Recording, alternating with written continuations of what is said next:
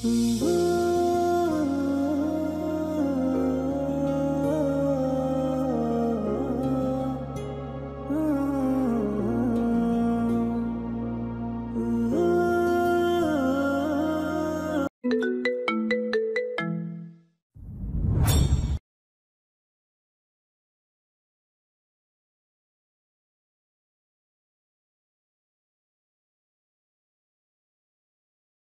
দাও, খেতে পেয়েছে। কুহু তৎক্ষণাৎ ছুটে এলো রান্নাঘরে। রেজিয়া সুলতানাকে দেখতে পেল খাবার গরম করছে। কুহুকে প্রশ্ন করল, সাহাদ খেতে চেয়েছে, এই নাও খাবারগুলো টেবিলে নিয়ে যাও। আমি মায়ের কাছে যাই, নাতিকে রক্তাক্ত অবস্থায় দেখে ওনার শরীর খারাপ করেছে। কুহু খাবার নিয়ে টেবিলে রাখলো। ততক্ষণে সাহাদ এসে বসলো টেবিলে। খাবার সার্ভ করার সময় কুহু সাহাদের দিকে খেয়াল করলো। এক হাত মুখে রেখে গভীর চিন্তায় মগ্ন। কুহু দুইবার ডাকলো, শুনল না। এরপর কুহু কাঁধ ধরে ঝাঁকুনি দিতেই সাহাদ ব্যথায় আহ করে উঠল। কুহু ভয় পেয়ে বলল, কি হয়েছে, ব্যথা পেয়েছেন? সাহাদ ব্যথাটা গিলে ফেলল। দুপাশে মাথা নেড়ে বলল না। কুহু জেদ ধরে বলল, আমি আঘাতটা দেখব আর আপনি এক্ষুনি ট্রিটমেন্ট করাবেন। কুহু সাহাদের কাঁধের দিকে হাত বাড়াতেই সাহাদ হাত ধরে ফেলল। কুহুকে কাছে টেনে এনে কুহুর কোমর জড়িয়ে ধরে বুকে মাথা রাখলো। চোখ বন্ধ করে বলল, যতক্ষণ তোমার সাথে আছে এই বিষয়ে কথা বলবে না, এই বিষয়ে ভুলে থাকতে চাই। কিন্তু ট্রিটমেন্ট? সাহাদ মাথা তুলে কুহুর দিকে তাকিয়ে বলল, পরে করে নেব। পরে না, আপনি খেয়ে উঠে গিয়ে ডক্টরের কাছে যাবেন। সাহাদ মৃদু হেসে বলল, ফাইন, যাব। এখন তো খেতে দাও। কুহু সাহাদকে খেতে দিল। প্রথম লোকমা মুখে দেওয়ার আগে কুহুকে জিজ্ঞেস করল, তুমি খেয়েছো? পরে খাবো, আপনি খান। সাহাদ পাশের চেয়ার টেনে কুহুকে বসিয়ে দিয়ে প্রথম লোকমাটা ওর মুখে দিল। তারপর নিজের জন্য মুখে খাবার তুলতে নিলেই বাইরের থেকে পুলিশের গাড়ির শব্দ ভেসে এলো। সাহাদের মুখে আর খাবার দেওয়া হলো না। সে খাবার রেখে উঠে পড়ল। কুহু অস্থির হয়ে সাহাদের হাত খামচে ধরল, বলল, খাবার ফেলে কোথায় যাচ্ছেন আপনি? তুমি ঘরে যাও, বাইরে আসবে না একদম। কুহু আবারও সাহাদের বাহু শক্ত করে ধরল। ভয়ার্ত কণ্ঠে জানতে চাইল, পুলিশ কেন এসেছে বাড়িতে, কি করেছেন আপনি? সাহাদ কুহুর হাত ছাড়িয়ে শক্ত কণ্ঠে ধমকে সুরে বলল, যা বলেছি তাই করো, ঘরে যাও। কুহু আবারও সাহাদের বাহু খামচে ধরে আতঙ্ক নিয়ে সাহাদের দিকে তাকিয়ে রইল। সাহাদের বাহু ধরে রাখা তার হাত দুটো কাঁপছে। সাহাদ চোখ বন্ধ করে গভীর করে শ্বাস টানল। নিজেকে সামলে নিয়ে কুহুর কপালে চুমু খেয়ে কুহুর দু গালে হাত রেখে ফিসফিস করে বলল, কিচ্ছু হবে না আমার, খানবাড়ির ছেলে আমি, আমার কে কোনোদিন পুলিশের হাতও লাগেনি। ঘরে যাও, বাইরে আসবে না, কেমন? সাহাদ হাত ধুয়ে সদর দরজার দিকে গেল। দরজা খুলে বাইরে আসতেই পুলিশের দলটাকে দেখতে পেল। স্থায়ী থানার ইন্সপেক্টর এসেছে। আশফাক খান নেতাকর্মীদের নিয়ে আউট হাউস থেকে বেরিয়ে এসেছেন। আব্দুল গফফার খান লাঠির হাতে পিছু পিছু আসছেন। সাহাদ এগিয়ে গেল। থানার ইন্সপেক্টর সাহাদের সামনে দাঁড়িয়ে বলল, you are under arrest mister Shahad. Attempt to murder কেসে আপনার বিরুদ্ধে হয়েছে। ততক্ষণে আশফাক খান তার দল বল নিয়ে চলে এসেছেন। নেতা গোছের একটা ছেলে গর্জে উঠল, ওই দারোগা, আপনি কি কানা? বাইরে যে আগে অ্যাটাক করা হয়েছে ওইটা দেখে না, ওইটা সেলফ ডিফেন্স ছিল, অ্যাটেম্প টু মার্ডার না। আশফাক খান চিরচিত্তির গম্ভীর কণ্ঠে বললেন, অফিসার, আমার ছেলে কোনো কেসে কোনোদিন থানায় যায়নি, কোনো হাত করা আমার ছেলের হাতে পড়েনি, এবারও পড়বে না, তাই বুঝে শুনে কথা বলুন। ইন্সপেক্টর বিনিময়ের সাথে বললেন, সরি স্যার, এখানে আমাদের কিছুই করার নেই। আপনার ছেলের নামে কেস করা হয়েছে, আমাদেরকে আমাদের ডিউটি করতে দিন। কথা শেষ করে ইন্সপেক্টর সাহাদকে হাত করা পরাতে আদেশ করলো একটা কনস্টেবলকে। প্রিয় নাতির হাতে পুলিশের হাত করা পরানোর এই দৃশ্য গাফফার খান সহ্য করতে পারলেন না। তিনি মাথা ঘুরে পড়ে যেতে নিতে তাকে ধরে ফেললো কয়েকজন ছেলে। তার হাতের লাঠি মাটিতে পড়ে গেল। কুহু দরজার আড়াল থেকে দম বন্ধ করে বাইরের দিকে তাকিয়ে আছে। পুলিশের মুখোমুখি দাঁড়িয়ে আছে সাহাদ। তবে কি পুলিশ সাহাদকে ধরে নিয়ে যাবে, সাহাদকে নিয়ে জেলে ভরবে? কুহুর বুকের ভেতরটা কেঁপে উঠল। নিজের স্বামীকে হাত করা পড়া অবস্থায় দেখে সহ্য করবে কিভাবে সে? সাহাদ শক্ত হয়ে দাঁড়িয়ে আছে, পেছনে ফিরে না তাকেও সে বুঝতে পারছে যে কুহু আড়াল থেকে সব দেখছে। স্ত্রীর চোখের সামনে পুলিশ এসে ধরে নিয়ে যাচ্ছে, এর চেয়ে লজ্জার কি থাকতে পারে একজন স্বামীর জন্য? কুহু কি আর কোনো দিন তাকে বিশ্বাস করবে? আর কোনো দিন সম্মানের চোখে দেখবে? শাহাদের আত্মবিশ্বাসের পাহাড় ধসে পড়ল। দাঁতে দাঁত চেপে নিজের আবেগকে নিয়ন্ত্রণ করলো। ইন্সপেক্টর অ্যারেস্ট করার অর্ডার করতেই শাহাদের পায়ের নিচের মাটি কেঁপে উঠল। কনস্টেবলকে অ্যারেস্ট করার জন্য এগিয়ে আসতে দেখে কুহু দরজা ধরে বসে পড়ল। গাফফার খান টলে উঠলেন, তার হাত থেকে লাঠি পড়ে গেল। দলের কয়েকজন ছেলে তাড়াতাড়ি তাকে ধরল। শাহাদ তার কাছে যেতে চাইলে ইন্সপেক্টর আটকে দিয়ে বলল, নো মিস্টার শাহাদ, আপনি এখন কোথাও যেতে পারবেন না, আপনাকে আমাদের সাথে যেতে হবে। আশফাক খান তাড়াতাড়ি আব্দুল গফফার খানকে আউট হাউসে পাঠিয়ে দিলেন। প্রিয় দাদাজানের এমন অবস্থা দেখে শাহাদের চোখ ভিজে উঠছে। আজ তার কাণ্ড জ্ঞানহীনতার জন্য খান পরিবারের এই অবস্থা। আশফাক খান রেগে গিয়ে গর্জন করে উঠলেন, ইন্সপেক্টর, এই মুহূর্তে আমার বাড়ি থেকে বের হয়ে যান। এসব নিয়ে আমার সাথে আপনার আলোচনা হবে। আমার ছেলেকে এসবে টানবেন না। সরি স্যার, আমাদের কাজ শেষ করে আমরা যাব। এই মুহূর্তে ইন্সপেক্টরের ফোনে একটা কল আসলো। ফোন কানে ধরার কিছুক্ষণ পর তার চেহারা বদলে গেল। নিচু স্বরে তিনি বললেন, আপনি শিওর? ও পাশ থেকে উত্তর শুনে ফোন কেটে দিল ইন্সপেক্টর।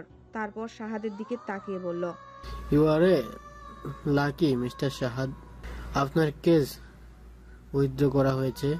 তারপর আশফাক খানের দিকে তাকিয়ে বলল, আমাদেরকে সময় দেওয়ার জন্য ধন্যবাদ স্যার। ইন্সপেক্টর চলে গেলেন। শাহাদ বিস্ময় নিয়ে আশফাক খানের দিকে তাকালেন। আশফাক খান গম্ভীর মুখে শাহাদের দিকে তাকিয়ে বললেন, আমার ছেলেকে আমি বেঁচে থাকতে জেলে যেতে দিব না। শাহাদ বুকে আটকে রাখা শ্বাসটা সন্তর্পণে বের করে দিল। কি ভেবে একবার পেছনে ফিরে সদর দরজার দিকে তাকালো। কুহুকে এভাবে অসহায়ের মতো বসে থাকতে দেখে তার হৃদয়টা কেঁপে উঠল। কুহুকে স্বাভাবিক করার জন্য হাসলো সে, ইশারায় বুঝালো।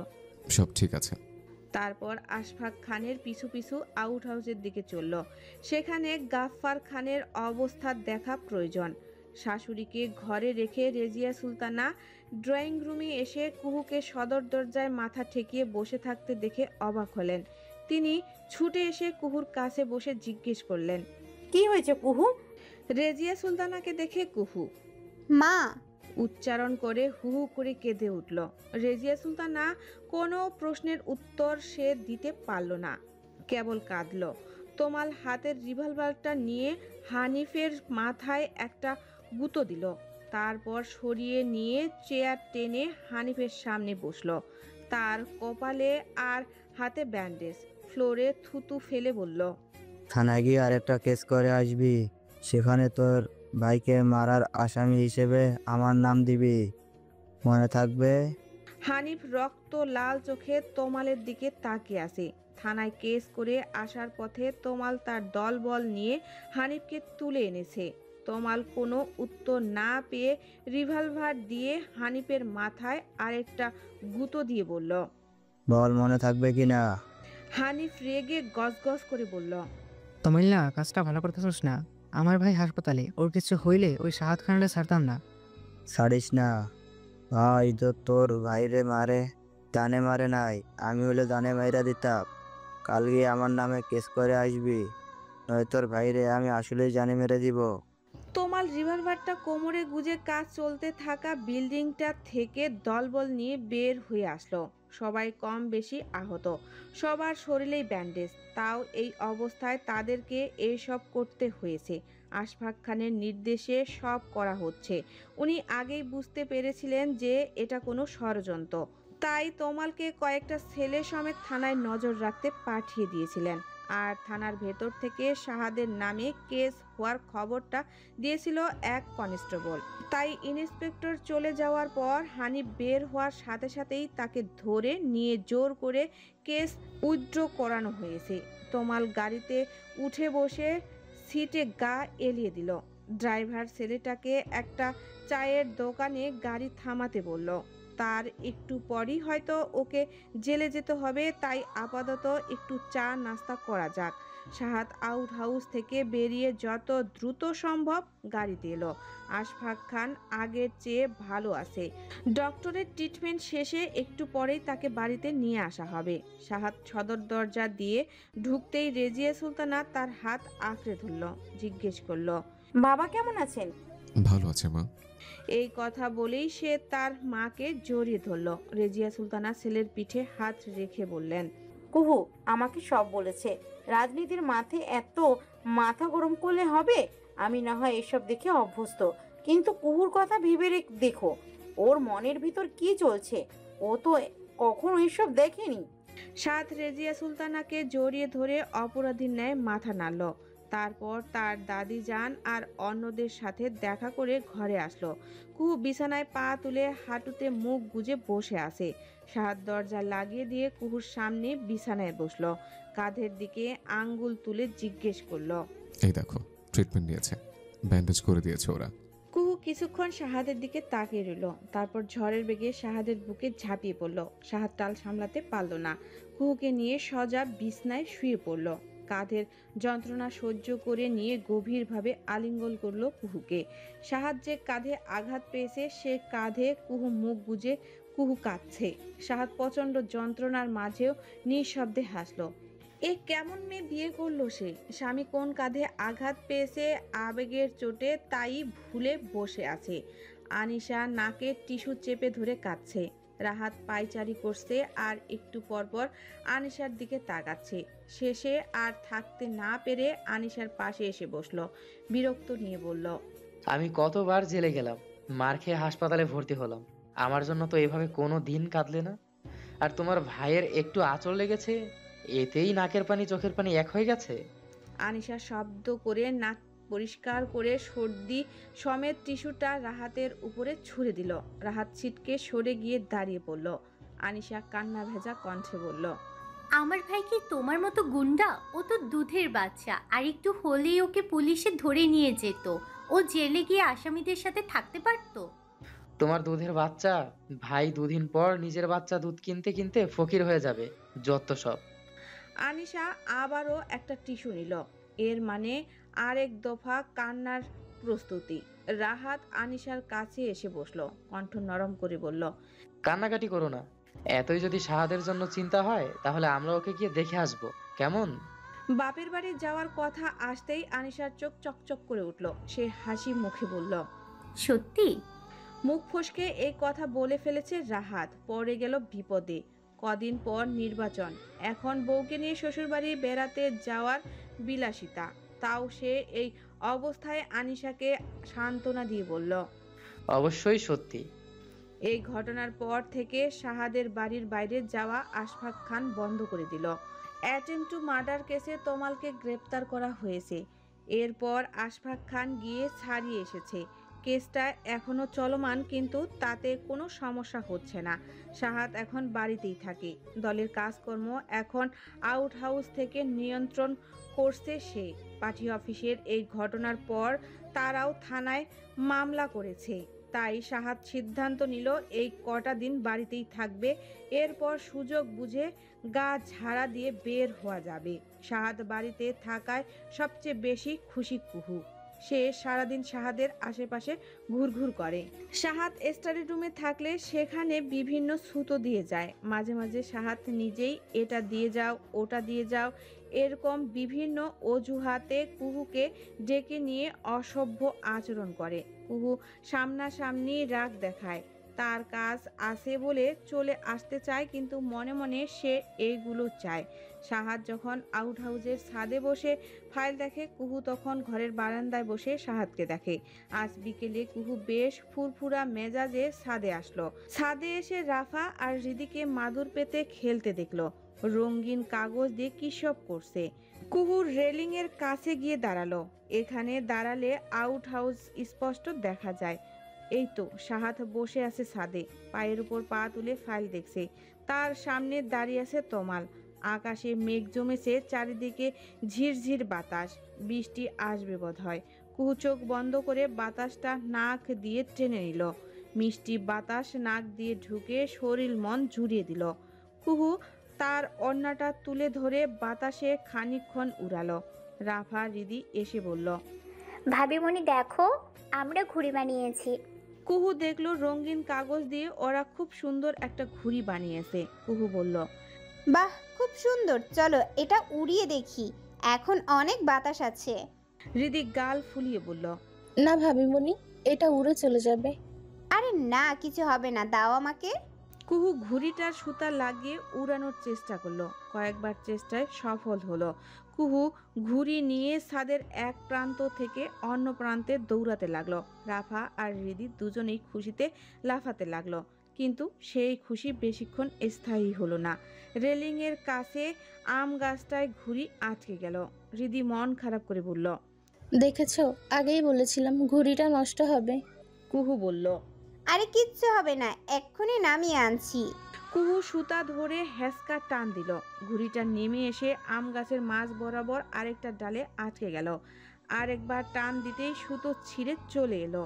এবার তিনজনই একজন আরেকজনের মুখের দিকে হা করে তাকিয়ে রইল। রিদি নীরবতা ভেঙে চিৎকার করে উঠল, আমার ঘুড়ি! কুহু তাড়াতাড়ি রিদির মুখ চেপে ধরে বলল, আমি এনে দিচ্ছি। ঘুড়ি আনতে গিয়ে দেখলো রেলিংয়ের উপর ওঠা ছাড়া ঘুড়ি আনা অসম্ভব। রাফা অবস্থা দেখে বলল, আর কাউকে ডেকে আনি ভাবিমণি, ভাইয়াকে ডাকি।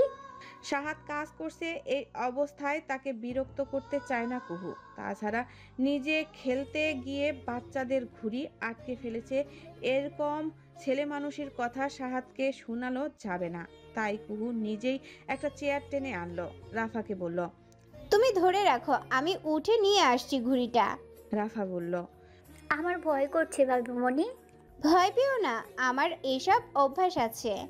রাফা রিদি দুজনেই শক্ত করে চেয়ারটা ধরলো। কুহু টলমল পায়ে চেয়ারে উঠে দাঁড়ালো, কিন্তু ঘুড়ির লাগাল পেল না। আর একটু গেলেই লাগাল পাওয়া যেত। রেলিংটা বেশ উঁচু, তাই সে আম গাছের একটা ডাল ধরে ব্যালেন্স ঠিক রেখে চেয়ার ছেড়ে রেলিংয়ের উপরে উঠে দাঁড়ালো। রাফা চাপা সরে চেঁচিয়ে উঠল, ভাবিমণি কি করছো, নেমে এসো। কিন্তু কুহু এসব শুনল না। উপর হতে নিচের দিকে তাকিয়ে তার ভয় লাগলো। ভয় দূর করতে আম গাছের ডালটা শক্ত করে ধরে ঘুড়ি নামাতে মনোযোগ দিল। রেলিংটা বেশ চওড়া, তাই এত সুবিধা হচ্ছে না তার। সে এই ডালটা ছেড়ে একটু দূরে অন্য একটা ডাল ধরে হাত বাড়ালো ঘুড়িটার দিকে। হাত বাড়িয়ে তেমন লাগাল পেল না। আর একটু হলেই লাগাল পাবে, তাই সে দু পায়ের আঙ্গুলে ভর দিয়ে দাঁড়ালো। ঘুড়ি আনার জন্য সে এতই মরিয়া হলো যে কোথায় পা রাখছে সেই ব্যাপারে জ্ঞান থাকলো না। রাফা চেঁচিয়ে উঠল, ভাবিমণি তোমার পা। রাফার আকস্মিক চেঁচাতে কুহু ভয় পেয়ে পায়ের দিকে তাকালো, আর তখনই ব্যালেন্স হারিয়ে রেলিং থেকে পা দুটো সরে গেল। কুহু এক চিৎকার দিয়ে আম গাছের ডাল ধরে রেলিংয়ের বাইরে ঝুলে রইল। সেই সাথে যুক্ত হলো রাফা রিদির চিৎকার। মেয়েদের চিৎকারে তোমাল মাথা তুলে এদিকে ওদিকে চাইল। তারপর সামনের দিকের আম গাছের ডালের দিকে তাকে হতভম্ব হয়ে গেল। অস্বস্তি কণ্ঠে সাহাদকে বলল, ভাই এটা ভাবি না। সাহাদ কুহুর দিকে পিছন ফিরে কাজ করছিল। মুখ তুলে সামনে দাঁড়ানো তোমালের দিকে তাকিয়ে দেখলো সে চোখ বড় বড় করে কি যেন দেখছে। তাই ঘাড় ঘুরিয়ে তাকালো, সাথে সাথে সেও হতভম্ব হয়ে গেল। সাহাদ চেয়ার ছেড়ে উঠে আউট হাউসের ছাদের কিনারায় চলে এলো। বিস্মিত চোখে তাকিয়ে দেখলো কুহু আম গাছের ডাল ধরে ঝুলে আছে, আর রাফা রিদি রেলিং এর কাছে দাঁড়িয়ে চিৎকার করছে। সাহাদ চিৎকার করে উঠল, কুহু! সাহাদের গলা শুনতে পেয়ে কুহু তার বাম পাশের তাকালো। সাহাদ যে এখানে আছে এটা সে ভুলেই গিয়েছিল। সাহাদকে এভাবে বিস্মিত চোখে তার দিকে তাকিয়ে থাকতে দেখে কুহু কিংকর্তব্য বিমূঢ় হয়ে এক চিৎকার দিয়ে আম গাছের ডাল ছেড়ে দিল। কুহুকে ডাল ছেড়ে নিচে পড়তে দেখে সাহাদ দ্বিতীয়বারের মতো চিৎকার করে উঠল, কুহু! বুকে দু হাত বেঁধে স্থির হয়ে ঘরের মাঝখানে ঠায় দাঁড়িয়ে আছে সাহাদ। তার চোখের দৃষ্টি কুহুর দিকে। একেবারের জন্যও সে দৃষ্টি সরাচ্ছে না কুহুর থেকে। কুহু বিছানায় বসে আছে। তার সামনে একজন মহিলা ডাক্তার বসে তাকে চেক আপ করছে। ঘর ভর্তি বাড়ির লোক। এসবের মাঝেই কুহুর চোরা চোখে সাহাদের দিকে একবার তাকালো। তাকিয়ে সাথে সাথে চোখ সরিয়ে নিল। সাহাদ শান্ত মুখে তাকিয়ে থাকলেও সে যে কুহুর উপর রেগে আছে তা সে নিশ্চিত। মনে মনে আল্লাহকে ডেকে বলল এইবারের মতো যেন তাকে বাঁচিয়ে দেয়, আর জীবনেও সে এরকম দস্যিপনা করবে না। তার জন্মের শিক্ষা হয়েছে, শুধু সে শিক্ষা হয়েছে তা না, এক বাড়ির লোকের সামনে তার মান সম্মান কেরোসিন হয়ে গেছে। নতুন বিয়ে করে আনা বউ আম গাছের ডাল ধরে ঝুলেছে, এরপর টপাস করে নিচে পড়েছে। এর চেয়ে লজ্জার কিছু নেই। ডাক্তার ভালো মতো সব পরীক্ষা করে বললেন, আর কোনো ভয় নেই, পা দুটো ছাড়া বাকি সব ঠিক আছে। রেজিয়া সুলতানা কুহুর পাশে চিন্তিত হয়ে বসে আছেন। তিনি হাঁসফাঁস করছেন। আশফাক খান জিজ্ঞেস করলেন, মাথা কিংবা অন্য কোথাও আঘাত লেগেছে কিনা, তার জন্য ফুল বডি চেক আপ করা তো উচিত। না না স্যার, আমি সব দেখে নিয়েছি। ওনার শুধু পা দুটোতেই আঘাত লেগেছে। আম গাছ থেকে সরাসরি বাগানের জাউ গাছের উপর পড়ায় তেমন কোনো ক্ষতি হয়নি। বাম পা ফ্র্যাকচার হয়ে গেছে, আমি ব্যান্ডেজ করে দিয়েছি। আর ডান পায়ে অনেকটা জায়গায় চামড়া উঠে গেছে। ওষুধগুলো ঠিকমতো খেলে কয়েকদিনে ভালো হয়ে যাওয়ার কথা। আব্দুল গফফার সোফায় বসা অবস্থায় বললেন, আলহামদুলিল্লাহ, ঝাউ গাছটা থাকায় বড় কোনো বিপদ হয়নি। তারপর তিনি চলে যাওয়ার জন্য উঠে দাঁড়ালেন। আশফাক খান তার সাথে একসাথে বের হয়ে গেলেন। ডক্টর সব কিছু বুঝিয়ে দিয়ে ব্যাগ নিয়ে উঠে দাঁড়ালেন। জয়া বেগম তাকে এগিয়ে দেওয়ার জন্য তার সাথে গেল। রেজিয়া সুলতানা কুহুর মাথায় হাত বুলিয়ে বললেন, এই কয়টা দিন একটু কষ্ট হবে, কিন্তু আস্তে আস্তে ভালো হয়ে যাবে। তবে সম্পূর্ণ বেড রেস্টে থাকতে হবে, আর ওষুধগুলো ঠিক মতো খেতে হবে। মালাকে পানি নিয়ে আসতে বললেন রেজিয়া সুলতানা। মালা টি টেবিল থেকে পানি এনে দিল। রেজিয়া সুলতানা কুহুকে ঔষধ খাইয়ে তারপর চলে গেলেন। যাওয়ার আগে শাহাদের কাছে গিয়ে বললেন, একদম বকাবকি করবি না, মেয়েটা ভয় পেয়ে গেছে। শাহাদ আগের মতোই কুহুর দিকে এক দৃষ্টিতে তাকিয়ে আছে। মায়ের কথায় হ্যাঁ না কিছুই বলল না। রেজিয়া সুলতানা চলে যাওয়ার পরও সে একইভাবে তাকিয়ে রইল কুহুর দিকে। কুহু এদিকে ওদিকে তাকালো, আমতা আমতা করে বলল, তেমন কিছু হয়নি, কয়েকদিনেই ভালো হয়ে যাবে। এইবার শাহাদ মুখ খুলল, বলল, তেমন কিছু যেহেতু হয়নি, তাহলে যাও, আবার কাছ থেকে পড়ে গিয়ে তেমন কিছু ঘটিয়ে আসো। শাহাদের কণ্ঠ রুক্ষ শোনালো। কুহু আশ্চর্য হয়ে বলল, এটা কেমন কথা? শাহাদ লম্বা করে শ্বাস টানলো, দ্রুত গতিতে এসে কুহুর সামনে বসলো। উদ্বিগ্ন হয়ে প্রশ্ন করল, তুমি কি আমাকে হার্ট অ্যাটাক করে মেরে ফেলতে চাও? ওমা, তা হবে কেন? তাই তো হচ্ছে। কখনো নিজে নিজে কিডন্যাপ হচ্ছ, এখন আমার আম গাছ থেকে নিচে পড়ছো। এরপর কি করবে? তাল গাছে চড়বে? কুহু কিছু একটা বলার জন্য হা করলো, কিন্তু আর বলল না। ঠোঁট ফুলিয়ে অভিমানী দৃষ্টিতে তাকালো, মাথা নাড়িয়ে বলল, এটা কি আমার দোষ? আমি তো ভালো করতে গিয়ে। কারো ভালো তোমার করতে হবে না। আজ থেকে তোমার এই ঘরের বাইরে যাওয়া বন্ধ, ভার্সিটিও বন্ধ। সারাদিন তুমি এই ঘরেই থাকবে। শাহাদ আঙ্গুল উঁচিয়ে শাসিয়ে ঘর ছেড়ে বেরিয়ে গেল। কুহু বেঞ্চি কেটে বলল, এমনিতে মনে হয় যেন কত বের হতে পারবো আমি, এজন্যই কারো ভালো করতে নেই। হিসাম থতমত মুখে পার্টি অফিসে তার ঘরে বসে আছে। টেবিলের অপর পাশে বসা নাইমুল আর মোশাররফ আলী। মোশাররফ আলীর পাশে হানিফ দাঁড়িয়ে আছে। নাইমুল পায়ের উপর পা তুলে আলসি ভঙ্গিতে বসে মনোযোগী হয়ে দাঁত দিয়ে নখ কাটছে। মোশাররফ আলী অস্বস্তি নিয়ে হিসামের পাশে বসে আছে। তাদের প্ল্যান সফল হয়নি। এখন এটার সবটা দায়ভার তাকে নিতে হবে, কারণ এটার মূল হোতা সে ছিল। হানিফ বিরক্ত হয়ে বলল, আমার টাকা পয়সা দিয়ে দেন, আমি চলে যাই। হিসামকে কি করে মানানো যায় এটা নিয়ে মোশাররফ আলী গভীর চিন্তায় ডুবেছিল।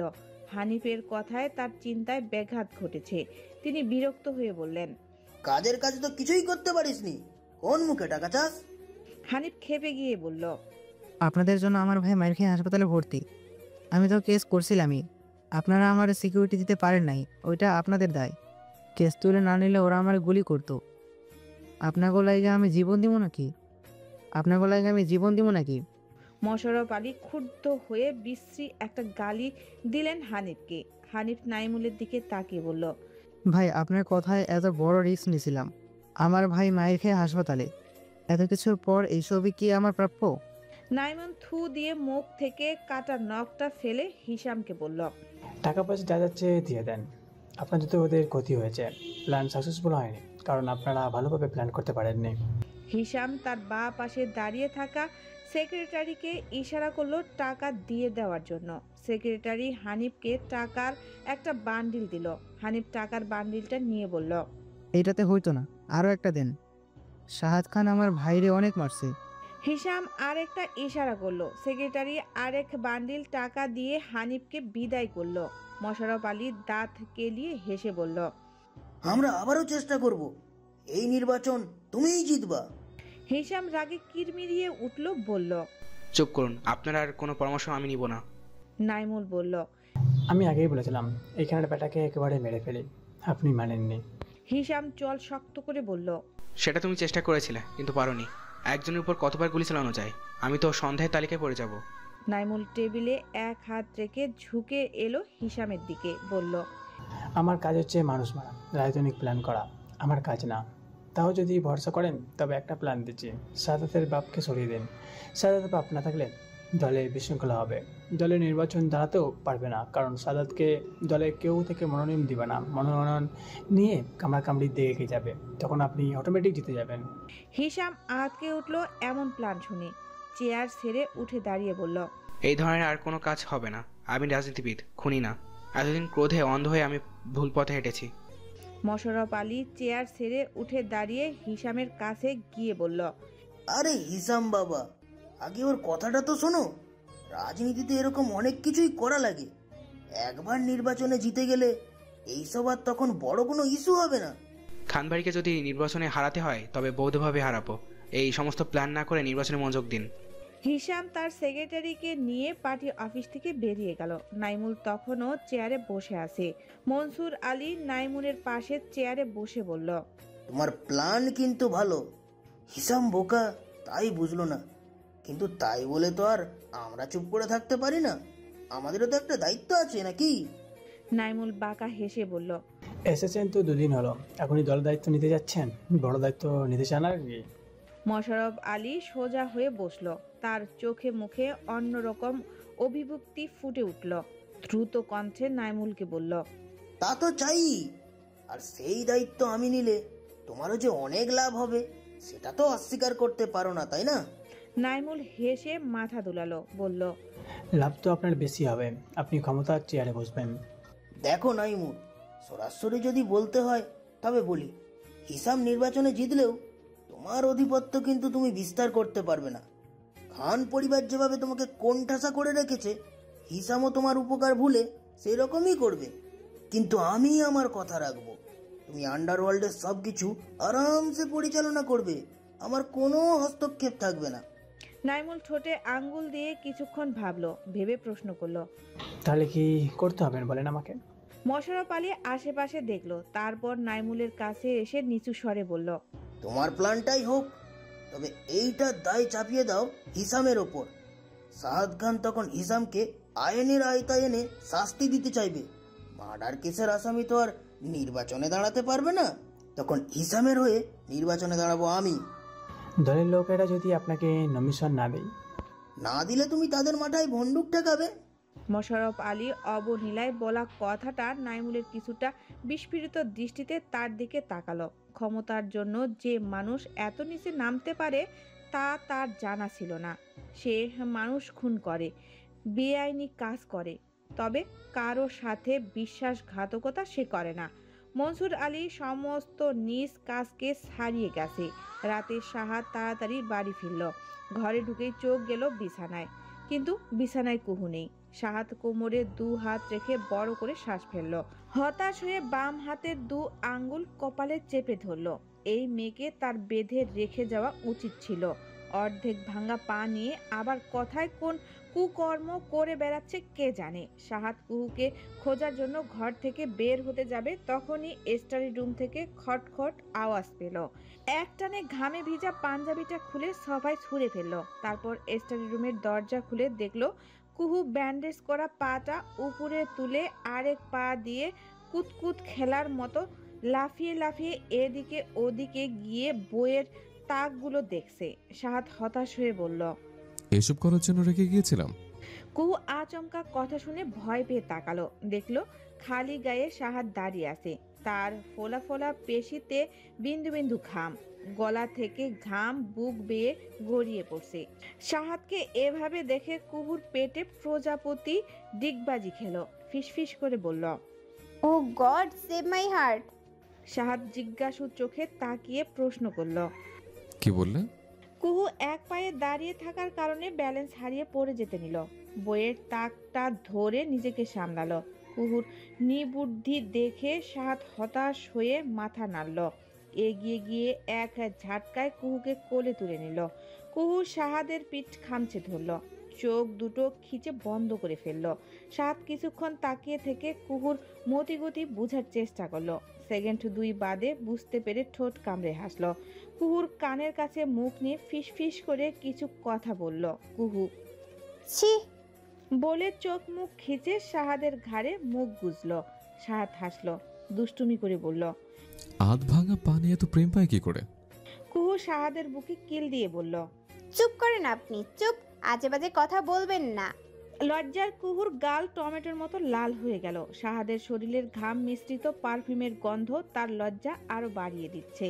সাহাদ গভীর ভালোবাসায় কুহুর কপালে চুমু দিল। কুহুকে বুকে চেপে ধরে বেডরুমের দিকে পা বাড়ালো। আজ নমিনেশন জমা দেওয়ার দিন। সাহাদ অনেক দিন পর বাড়ি থেকে বের হয়েছে। দলবল নিয়ে একটা কাজে গিয়েছিল সে। আশফাক খান আজ নমিনেশন জমা দিবে, তাই তাকে দ্রুত কাজ শেষ করতে হয়েছে।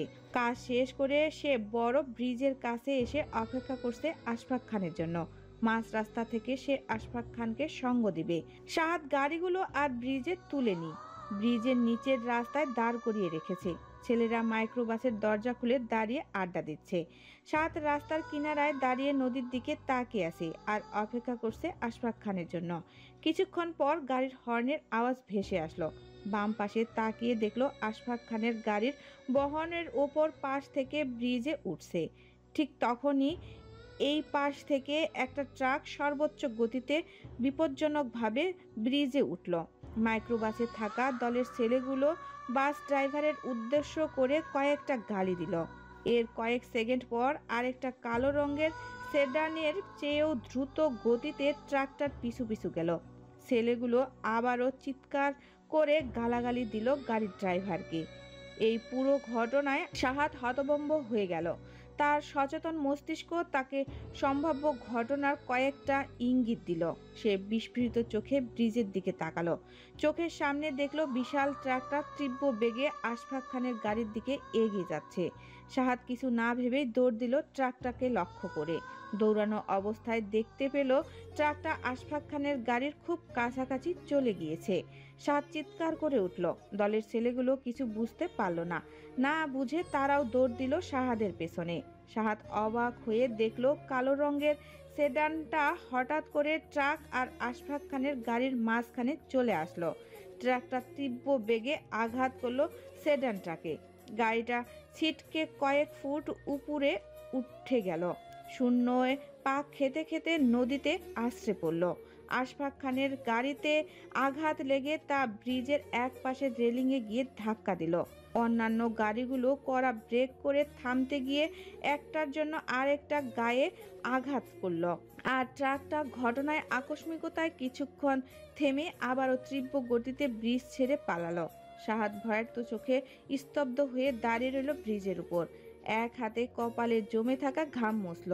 তারপর দৌড়ে গিয়ে ব্রিজের রেলিংয়ের উপর উঠে লাফ দিল নদীতে। কালো সেডান গাড়িটা যেখানে পড়েছে ঠিক সেখানে।